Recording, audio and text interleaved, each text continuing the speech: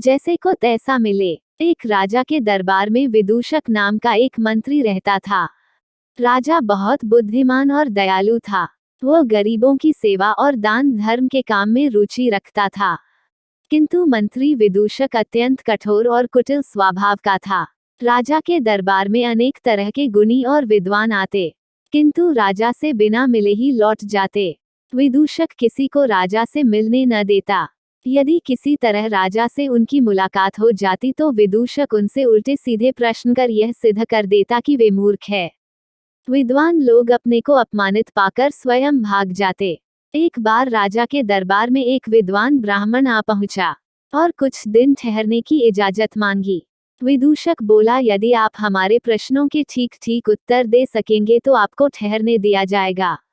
ब्राह्मण ने स्वीकार कर लिया। अगले दिन सभा में राजा से आज्ञा लेकर विदूषक ने ब्राह्मण से प्रश्न किया, आप ईश्वर को मानते हैं? ब्राह्मण बोला, बिल्कुल मानता हूँ।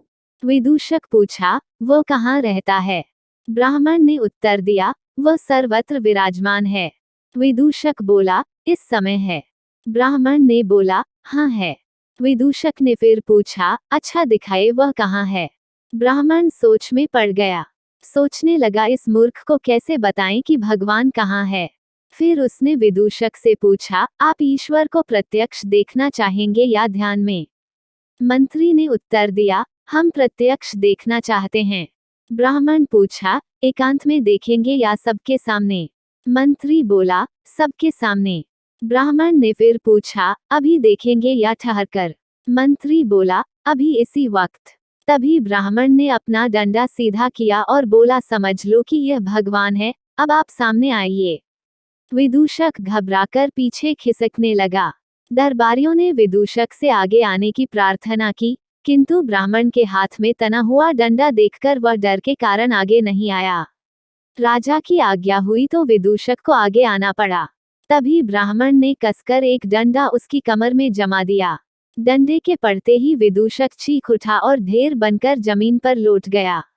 यह दृश्य देखकर दरबार में हलचल मच गई। राजा क्रोधित होकर ब्राह्मण से बोला, यह तुमने क्या बेवकूफी कर दी है? तो ब्राह्मण बोला, इसमें बेवकूफी की क्या बात है महाराज? राजा बोला, वाह, खूब रही, एक तो बिना वजह डंडा जमाकर मंत्री की कमर तोड़ दी है, ऊपर से पूछते हो कि क्या बेवकूफी की। तो ब्राह्मण ने पूछा, लेकिन डंडा पड़ने से उसे क्या हानि हुई? तो राजा बोला, हानि नहीं हुई तो क्या उसे लाभ हुआ है?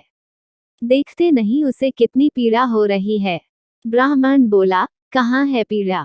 राजा ने बोला, उसकी कमर में जहाँ तुमने डंडा जमाया है। तो इस पर ब्राह्मण बोला, ऐसे मैं नहीं मानता, विदूषक से कहिए कि वह अपनी पीड़ा को प्रत्यक्ष दिखाएं। राजा बोला, लगता है तुम पूरे पागल हो। क्या शरीर के अंदर होने वाली पीड़ा कोई ठोस पदार्थ है जिसे आंखों से प्रत्यक्ष देखा जा सके? तो ब्राह्मण ने उत्तर दिया, महाराज, जिस तरह शरीर में होने वाली पीड़ा को प्रत्यक्ष नहीं देखा जा सकता, ठीक उसी प्रकार ईश्वर को भी प्रत्यक्ष नहीं देखा जा सकता, किंतु कण कण में उसे महसूस किया जा सकता है। यह सुनकर राजा का क्रोध चला गया। उसने विद्वान ब्राह्मण को दरबार में ठहरने की अनुमति दे दी। उस दिन से विदूषक ने उल्टे सीधे प्रश्न करना छोड़ दिया।